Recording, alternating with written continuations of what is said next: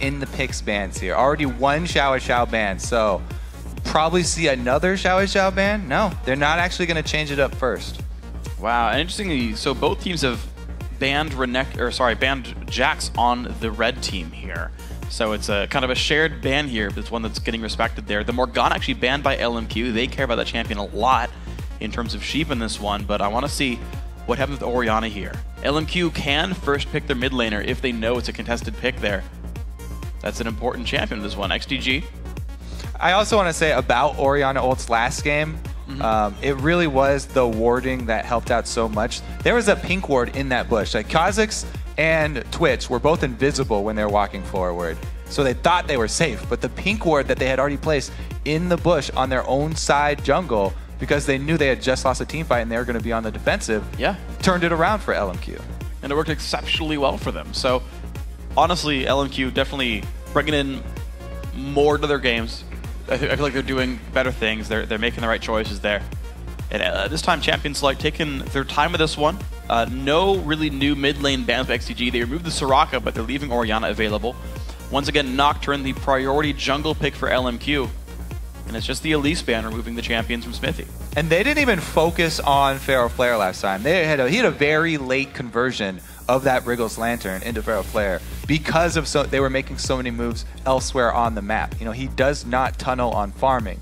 We'll have to see if it's a slower game, then you always have that to rely upon though. If you are Nocturne, you can hard farm your jungle and still have a threatening presence because the other team never knows where you are and they have to respect the fact that you can join a fight from, you know, half a screen away. So now we'll see what they can do with this one then. LMQ obviously putting the respect into their opponents, realizing they've won game one. XEG, what are their new adaptations? They've got to pull it back here in the next 4. So Kha'Zix is up again. I'm not going to go with that this time though. Xmithie going to a more comfortable jungler and an even more early game oriented jungler here. His Lee Sin is one of the classic champions that he was known for when he was on the top of the North American jungle scene. And the Thresh, I think, is really good for Sheep as well. He's one of those big Thresh mains. I feel like all the new supports that kind of joined the league mid-season are like Thresh mains. They're good at the other champions, but like that's their best. And so I think Sheep having more playmaking potential can help. I think if like Sheep Zuna can win the lane is a big deal. We know we talk about Vasilii occasionally playing too aggressively, and he can get caught out by a hook and give some kills away. Some of the games that C9T won against LMQ were Vasilii getting caught and kind of throwing away kills for a while. Yeah, I feel like if you are a pro support, Thresh has to be at least one of your top supports, if not your main support to go to. He's just so strong. But we do have a Lulu pick as well. Talking about support picks, it could be the mid lane as well. So I like that early flex here from LMQ. They can keep Mancloud guessing. XDG will have the guaranteed counter pick though if they want it, so they can still wait and see what the entire lineup is. Or you can take a safe pick away. Yeah, I think this is the right choice by XDG though, to grab the Orianna, make sure XiaoWeiXiao doesn't get it. Yes, you can use Wild Growth in similar ways to Shockwave, but it's just not the same. There's way less damage for one. And the Orianna through on Mancloud I think is a great choice. They also are able to get Lucian away here, so I think it's a pretty good start for XDG this time around, looking at pick bans, especially since they are on red side. Oh, it's LMQ grabbing Twitch for themselves though, and they might just switch the Lulu down into the bottom lane, hovering on Twisted Fate right now, giving LMQ even more playmaking, and it is going to be mid TF here, so support Lulu is the grab, and double globals plus Twitch stealth. Now, I like Twitch plus Lulu because coming out of ambush with all that attack speed, he gets even more pick shots, and it adds a lot of extra damage there. Plus, they have the 2 globals that can support this bottom lane. So this time around, with LMQ running the Twitch, they've got so many weapons that they can use to feed that Twitch as early as possible. Literally every other champion on their team can join the party bot lane. They've got a teleport top, a jungle Nocturne, and a mid TF. Every single person on LMQ can do something to help Twitch get fed. And what I really like about Twitch Lulu as well is that Help Pix is invisible when he's invisible. So you can Glitter Lance from nowhere. You can't dodge that spell. You get guaranteed ambushes. Get another extra slow so that he can slow you forever if they catch anyone out of position. Yeah. It gives you really interesting lane movements as well, because anytime Twitch runs invisible, you're like, he could be on top of us with ambush and picks. You got to be worried about that one. Top lane Mundo gets brought up here for XDG, so a different look there for Benny. Going to be the safe reserve top laner who will join team fights a bit later on. So that signals out that they probably will not be making that early action from Xmithie focused to wherever Benny is. Mundo probably going to just be farming, trying to use his teleport to get to that mid game where he spikes up. Meanwhile, Xmithie is really going to have to get one of these other lanes going. Thresh is always a great support to gank for, even in this heal meta where they're running usually double heals down bottom. Yeah. You can still make a lot of things happen with Lee Sin and Thresh. There's this ridiculous playmaking opportunity there. Yeah, you can safeguard to a lantern, kill a bunch of things as well. There's absolutely, I agree, there's a lot of room for moves here. So as the teams take to the Rift, remember to head over to Twitter and let us know who you think's going to win. Tweet at LOL Esports, use the hashtag LMQWin or XDGWin to cheer on your favorite team in this one. And I want to see this comp play out for LMQ because I like the triple global in a way. The fact they can just show up anywhere, whether it's a Twitch's lane or just mid lane or wherever. I want to know how that plays out because we talk about whenever you're running globals on a team, like a Shen, a Teleport, a Twisted Fate, you say, yeah, gank the global. Well, which one? Yeah. Because someone's going to show up anyway. Go to the source of the global. Oh, God, they're everywhere. Yeah. Gank all the lanes at the same time. What really I'm looking forward to seeing, though, is the mid game from LMQ, because we said they had great communication last game. If they're running with 3 globals in a mid game where all of these turrets go down very quickly, then there's opportunity for them to really snowball in the mid game and get ahead there. And you got to wonder how well can XDG time the cooldowns, because they're all going to be very apparent. When Nocturne has his darkness, you just say, okay, guys, 3 minutes from now, it's back up. Let everyone know this one. And we'll see how the coordination stacks up. XDG on the red side. How well can they make this one happen? Ruby Crystal start for Benny. He's going full tank status, but that's no surprise. Moore still opting to go Ignite here, not on the support train, everyone doing double heal. He likes that kill potential, and they are going to keep it down there. Ooh, this is a much closer level 1, though. Both teams grouping up to fight over the top side of the jungle. All right, they're going to get spotted out by the ball. LMQ knows they see the ball, though. They saw it disappear, so both teams are aware. It's going to dump. Thresh is right behind them, though. And the gold card timed out, but looks like this is not going to be a push-in for XDG. They got their deep ward down. Need to back out now. There's no way for XDG to sweep it. They just know the fact that a ward almost definitely went down. Okay, so a bit of information gained. Sheep's ward, unfortunately, not very useful for his team anymore. That was watching the blue buff invade. It didn't happen. And you can see LMQ rushing down to the other side of the map. They saw XDG above them, so they're not scared about face checking around their own red right now. Ooh, are they going to late invade the blue buff, though? There's a preemptive ward from XDG, so if they do, it will still be seen. Minions have spawned. And it also looks like XDG once again are opting into the lane swap. So these guys wanting the 2v1 at every single game. So a lot of that does have to do with trying to secure the early buff for their jungler and make sure that they have a good early start. Basically, this is the lowest risk that you can go with as a team. Defensively warding one side, invading the other. Yeah, a couple of brief faces come out. Looks like XDG feels pretty safe with this one. And they just watched LMQ walk through their pre-ward near the blue buff. So here we go, the buddy system. Blue buff going to be grabbed up on both sides for this one. And we're likely to see both teams go for the wolves and the white. All right, I like leaving the little lizard down there behind at the blue buff, because as I said before, it's so long before the jungler will check his other buff that you can delay your opponent's blue buff by another 5-7 minutes even if XDG are slow to go over and check that one. So keeping that away from Orianna, from Mancloud, that's a little investment that they're making towards later in the game. And they still, both of these teams actually this time around, going with the 1 buff, 2 small camps, everybody level 2, second wave shove. Shouldn't be as poor of a start as last time for XDG. All right, here we go. LMQ, 4 men strong. The Nocturne Q comes out, Duskbringer. Giving him a bit more damage. It's going to be pretty safe for these guys. Wave Clear comes out as well. This smite's happening. It's going to be a 3-minute turret. Roughly at the same time, actually. LMQ, I think they're, 1 second slower than before. XDG, though, actually getting their turret down. They're only 7 seconds behind in this trade, 8 seconds behind. You're going to keep them move forward. Yeah, much better than last time.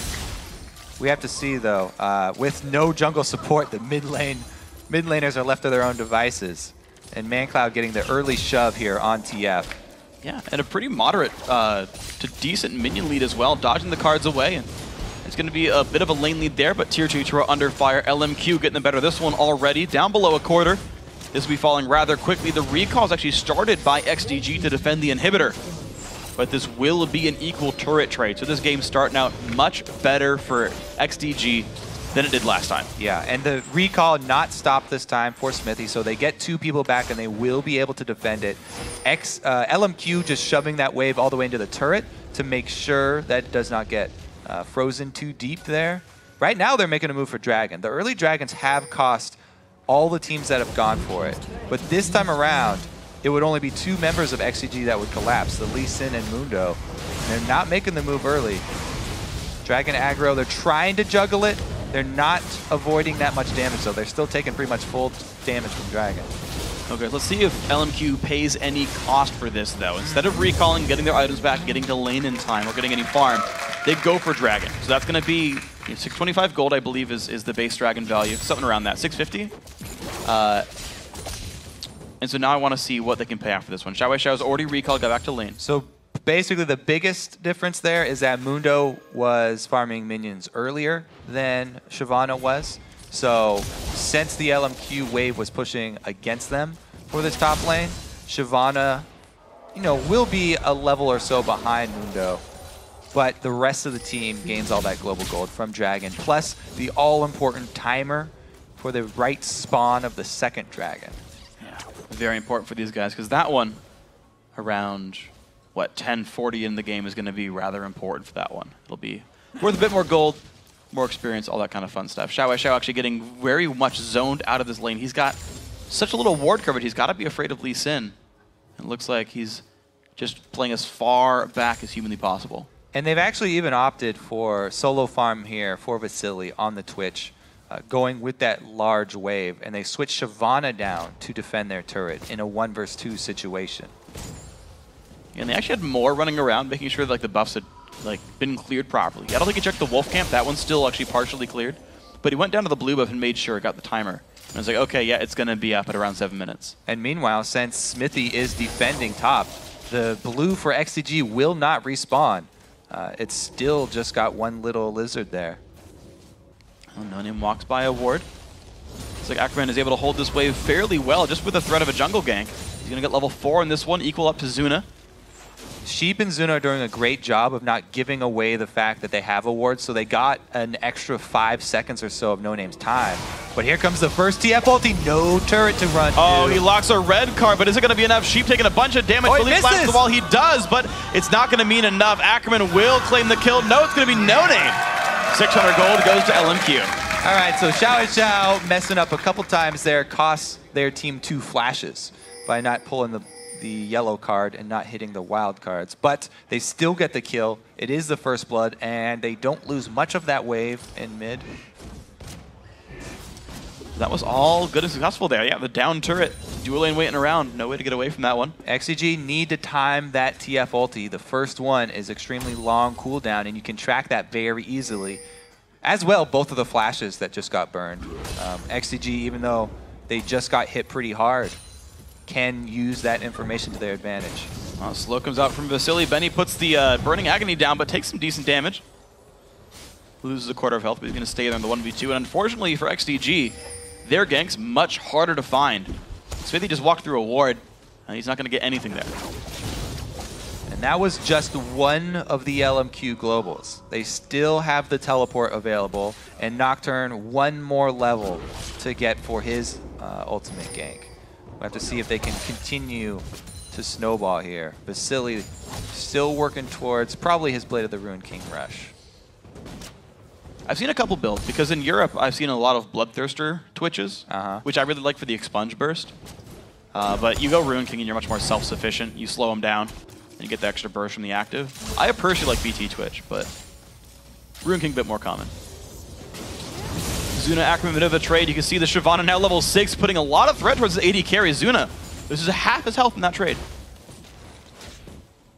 The wards are not very deep, though, for LMQ, so I expect Ackerman to either back off or start playing more cautiously. You don't go for those types of trades when you have 0 ward coverage, extending up that far.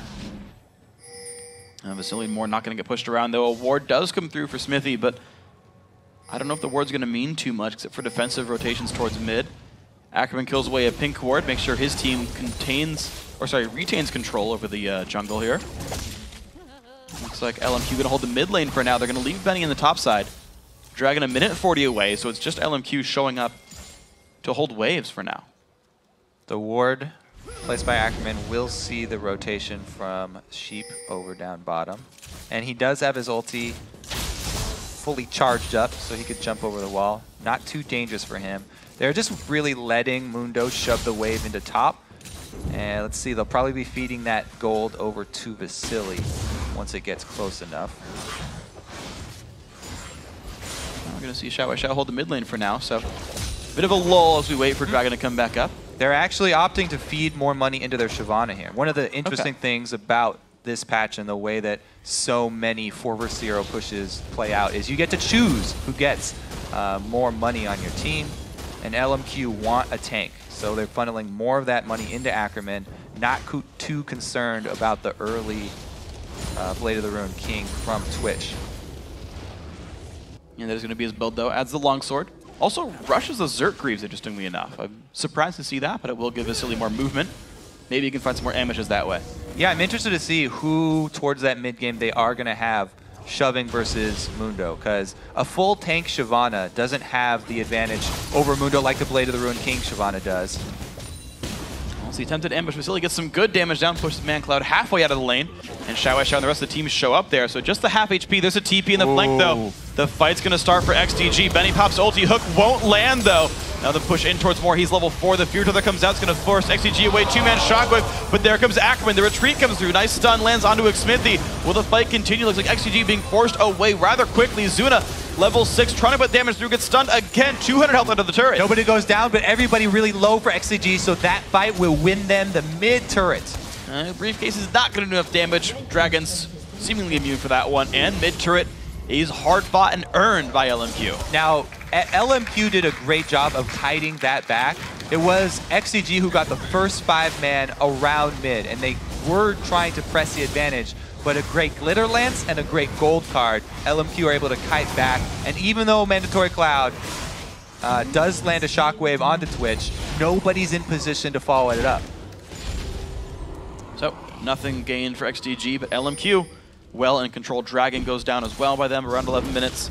And this team is certainly in control. The fan vote, actually even more now in LMQ's favor. They've realized just how strong this team is. Hype is pretty real for these guys. I mean, last time around when LMQ were running Orianna into the Twitch and they were landing these shockwaves, there was so much backup damage to follow up the shockwave. But this XDG team does not really have it. The Lee Sin and the Mundo are not great at diving in. Lee Sin has to get a clear shot to get his Q in onto Twitch, and he hasn't been able to do that. It's very hard for them to get extra damage back there without just Mandatory Cloud, Shockwave, and Dissonance. So Vasilii, even though he does get hit, he didn't have to worry too much. He still has heal, and he had the rest of XDG on the run. So not really the same situation that Zuna was in when he had a Shyvana and a Nocturne diving right back into him when he got Shockwave. Exactly. You press R and click on them, and you're going to be like, oh, they're on top of the AD carry. Mundo gets Glitter Lance, and he's just kind of sad for a while. So mid lane, a little bit under siege, but LMQ able to defend pretty properly. Xmithie trying to make plays. Has a Blizzard Elder, but not getting enough. NoName sweeps the ward away. He's safe for the team. Ackerman in the wings right here, looking for maybe to make a move in. Get the defensive ward. Xmithie spots blue. He's actually going to go for this one. He's got a little bit of backup. They see Vasilii down bottom. That's why they're forcing this, because they know, once again, we have numbers advantage. We want to press it when we have 5 vs 4. There's no way Vasilii can get down here. And yet they get chased off their blue because they don't collapse all at the same time. Gonna go for the battle anyway. Q comes out, smited, picked up by Xmithie. Sheep cannot land hooks this game, though. All right, so they took the blue, but there is a large wave shoving down bottom now that Vasilii just cultivated over there, and he's joined the rest of the team now. So XDG are probably going to have to recall in the near future to deal with that bottom wave, which will give LMQ control of the map for the next 30 seconds, and they can get their ward coverage out there. They can start clearing away the pink wards and try and get some of this vision from XDG down. Well, we're going to see if LMQ can keep that pressure going. Blue buff goes over to Mancloud. So a buff lead for XDG for sure, but is it enough to win some fights and actually earn their own territory back? Because LMQ are the team that typically turns the screws quite well and keeps the map under control. How long do XDG wait? Ruin King under 1,000 gold to go till Vasilii has it. Bloodthirster still not picked up yet for Zuna. He's actually going to be taking minion waves back towards his inhibitor. So it looks like XDG happy to make sure farm goes to their AD carry. Whereas a bit more of an even split for LMQ. Yeah, LMQ haven't been able to do much with this small opening that they had where they know that one person from XDG will be in the bottom lane farming. This game is so much of this sort of push and pull where each team gets to shove up when they have a minion wave. And once they crash into the turret, then it's the other team's turn for their rebuttal. And LMQ, they were not able to get much vision down or clear any out, actually. Nobody's still walking into that small bush and finding the pink. So Ackerman set up the top lane, but no one's going to go for it. Benny just holds this one back, and the lane goes back to neutral here. Bottom lane pushed out as well. Zuna's going to recall. Should have, I'm guessing, BT and Zergs. Yeah, probably. Get that early power spike. As well, the early power spike here from TF, the very popular build for North America, has been rushing Morel and Omicron. The early power spike as well as extra cooldown reduction for his ulti. Yeah, it's a wonderful build. We haven't seen it since the first time, though. So right now, the Morel and Omicron not doing a lot for him, just adding some ability power. He is fighting 2 summoner heals and a Mundo, so it'll help for that at least. Uh-oh. Hook's gonna, oh no! Miscommunication, I don't know. So that's not something that you actually talk about, but it's something that you have to play with the person for a longer time. Yeah. To sort of get on the same page there. Xmithie did not look pleased for that one. Yeah, that was just... I mean, I guess you can sort of expect that Sheep will be going for those hooks if you play with his Thresh more often. Yeah. One thing I've learned is you just like yell when you're going for an ability. Like, I'm hooking! He's like, oh, okay. Yeah. Or you can do those split-second call-outs. Yeah. Ooh, Shotgun hits on the Moore down to 1/3 health, but no that's follow-up. a big cooldown that they won't have for a team fight now, though. And it was on the support only. And no catch comes through in that one. Mancloud with Athenes. Not a crazy cooldown, but yeah, it's down. Oh, yeah, on the bright side, he also had blue buff. So blue buff plus Athenes. Going to help out there. 55 seconds to go. Won't hurt him too bad.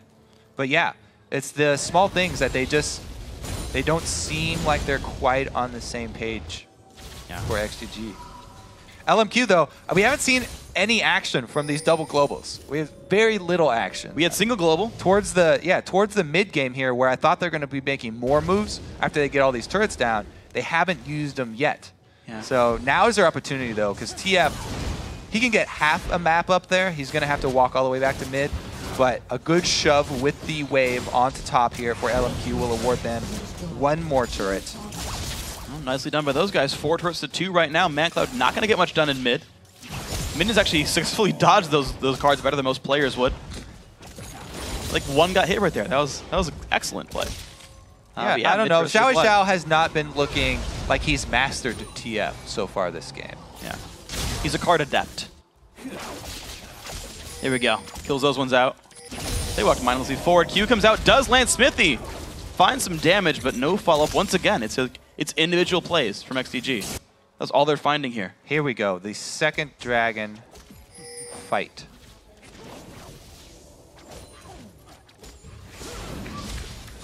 All right. There's the ward fights that preempt the dragon fight. Taking him down. Everybody dragon. getting here. Now we will see the double globals. So whichever team starts to tank up the dragon, going to be at a disadvantage.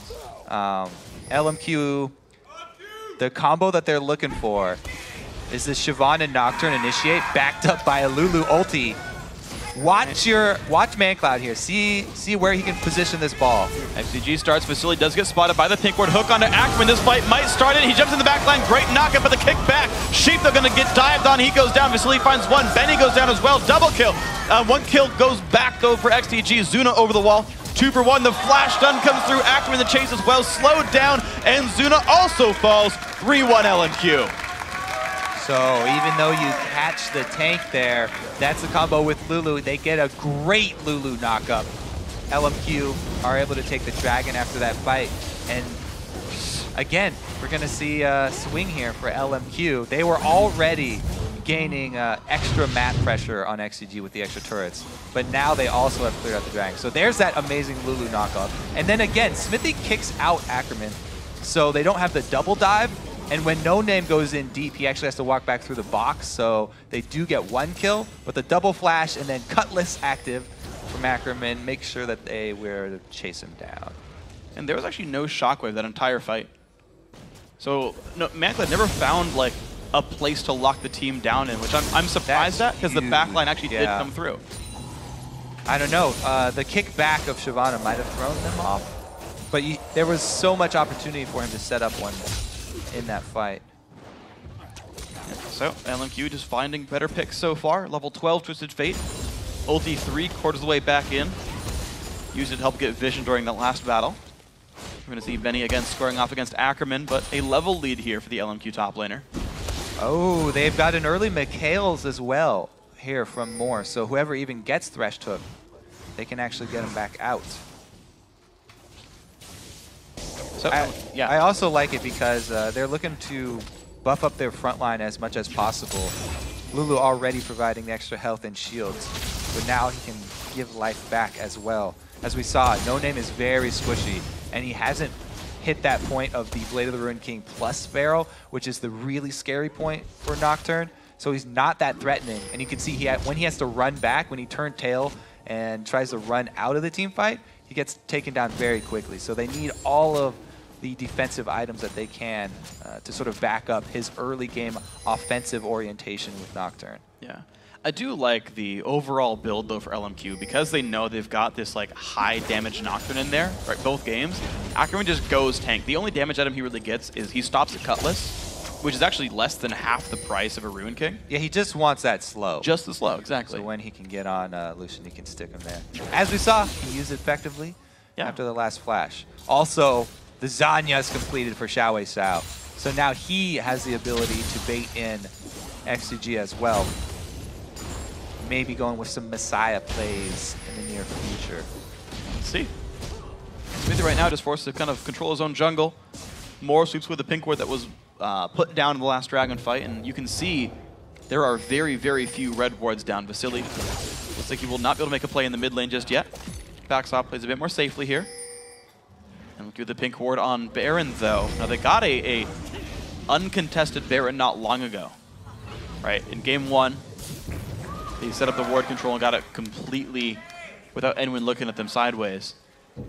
This might be their play once again. Vasilii looks for a move. So they do have all of their globals available. And when XDG have been getting behind, they haven't really been making any plays, going for anything here. Vasilii really dodging everything!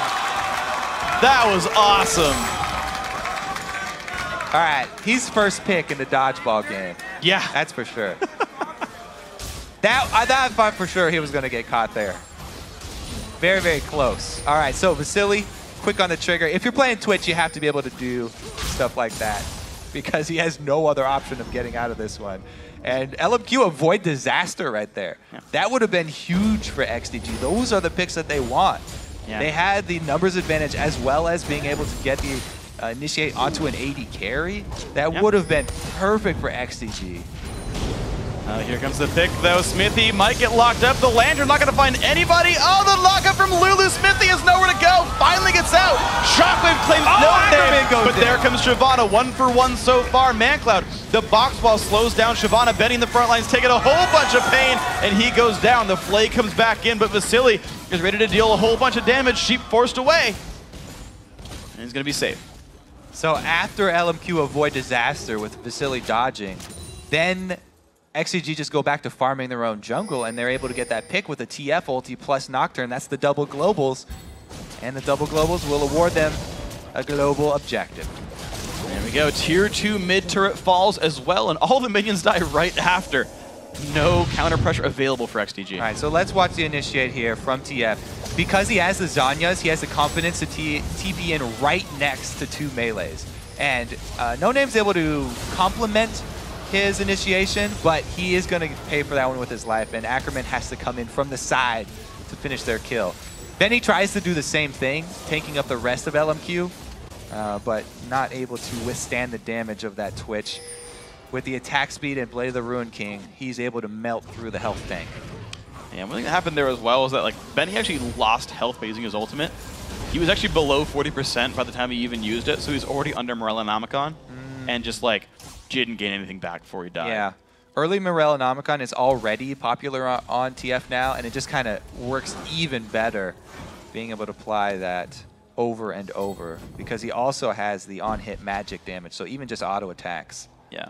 We'll be applying that to Mundo. And look at Benny's build, because he's not even going for like the high damage Sunfire. He's like, Randuin's Visage, I need to not die is my #1 priority. And I know you talked about XDG not having follow-up damage, but this is even more in this line where Benny is an even less of a damage threat. And even with this tanky build, it's still been going down. XDG do find themselves mid-outer, but Ackerman will get top tier 2 to half. Right, LMQ are pushing 2 lanes while XDG only pushing 1 lane, and they're going to lose an inhibitor turret for this mid lane push. Wow, look at this. NoName going to be joined up with the rest of the team. Yeah, it's going to be the quick teleport for Ackerman. Inhib turret goes down. XDG kind of waiting around. Zuna's going to get this one, but there's no one to defend this.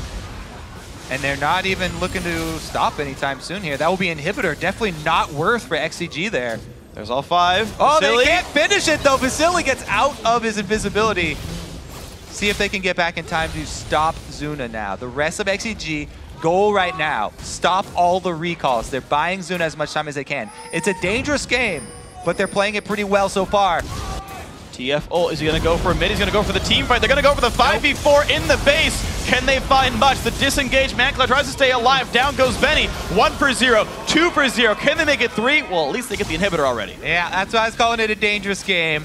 TF can turn it around instantly. Also, NoName able to fall back up, and they can just take your Nexus turrets, even though Zuna's getting the inhibitor. 2 versus 5. The shockwave lands on a 2, but is it going to be enough? Mancloud finds the kill onto NoName. Ackerman kicked back, but turret #1 is gone. Zuna is going to recall, and LMQ actually, they get the 1 turret for it. So taking just 1 Nexus turret, not that big of a deal. It's actually a pretty good trade to go for that inhibitor and exchange just 1 Nexus turret there for XDG. So they commit to it, and because of a great shockwave from Mancloud, they're able to defend. XDG went -1 kill and went +2 turrets on that entire trade. Actually, Also, XDG won -1 that trade. Dragon. True. All right. Continue Four the equal formula. Here. Yeah. +1 Baron? Question mark? Uh-oh. Uh-oh. XDG going for the early Baron. They hook over. Can they get the Lantern? Xmithie does not have a Feral Flare though, so this isn't a super fast Baron. However, they should be able to get it because of LMQ's commitment to the Dragon. XDG trying to make the comeback move here. LMQ are making their way over. NoName's coming. They got the wards down, but looks like XDG Vulcun with this one. Baron goes down. They're going to be safe, but they're down 9K. So this time around, XDG are the ones who trade, and they get the Baron for Dragon. LMQ actually got the benefit of that last time. Good move there from XDG. We said they needed to take more chances, and that was definitely one that paid off well for them. That was very big. They've got to hold on to this, though. Both teams missing an inhibitor, so minions are going to do really crazy things to the map. And the question now is, which team can react better to the map situation? Minions flood in on either side. Baron buff is on all of XDG, though. And it doesn't really make up for the gold deficit. It's close. But the stats on Baron still actually put XDG arguably weaker in a fight. The thing is, LMQ don't have a great sieging team right here. They have Twitch, who sitting in one spot, it would be very dangerous for him.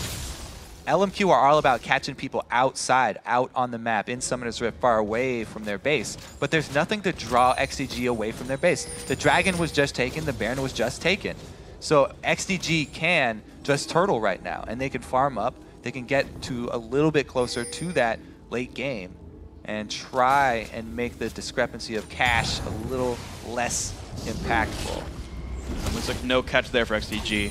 It's interesting to see the kind of situations that LMQ can put themselves in compared to the ones that XDG can, because of the fact that like Twitch is like way pushed up with no one around, but they've got TF. It's safe for LMQ to do this. So they've got Zuna down bottom. This is actually a 4 versus 5, and LMQ can force around an outer turret.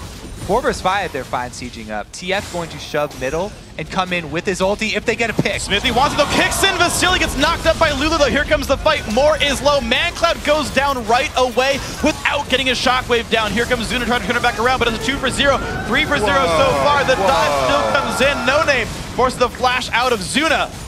It's a great team fight, LMQ. Kick in Vasilii, and there's no damage follow-up. There's a red card anyway. All right, he wants to get rid of the red. Ooh. Xmithie with the okie doke, but their base is being destroyed right now. So, and XiaoWeiXiao's not giving up on the chase either. He's still hunting them. Well, it's still a 4 versus 1 though. It's going to work quite well. LMQ going to find an inhibitor number 2 on this one. And XiaoWeiXiao's still on the hunt. He got him. Xmithie. Oh! Bottom hit has respawned, which means the mid inhibitor for LMQ also about to do the same. LMQ walk away from this one with... Oh, the pink ward is actually going to take the hits for Xmithie. Good guy, pink ward. Whew. Good guy, pink ward. Xmithie makes his way out. But LMQ now up 12,000 gold. Very much an advantageous trade for those guys. Yeah, I mean, they go for the initiation. He got a great kick onto Vasilii inside, but there was 0 damage to follow it up, even at the turret. As we said, Zuna was down bottom, and he didn't get to join to the fight until someone had already died from XDG. So LMQ, just by being in position and being able to have so many globals where TF can just instantly join the fight, huge advantage, and they get the collapse onto the turret, which awards them another inhibitor. And another one is exposed, so they can easily just force it there. And so we'll see when LMQ goes for that kind of death push. These guys are head by a lot. 30 minutes in. The first game, they got about 33. Actually, I'm wrong on that one. It was like 27 or something like that. But LMQ getting ready. Mid inhibitor's dead, bottom inhibitor's open. Ackerman setting up the bottom lane for this one. Plenty tanky. Randuin's Banshees, and just the Cutlass to make sure. So they're not even 5-on-5 forcing a fight at this inhibitor. They're still playing to this global team here, spreading out and making sure that XDG have to commit to one side, in which case they can all just jump on that side. Well, attempted wave clear from Zuna, but it's not going to be enough. Tier 2 turret top lane goes down. There's only 2 turrets left on the map for XDG. Top inhibitor and 1 Nexus turret. Mancloud right now on defense. Zuna backing him up. Benny soloing the bottom lane, but LMQ, they are ready to siege this one. NoName and more, and Vasilii take the top lane. XiaoWeiXiao holds mid, and Ackerman to the bottom.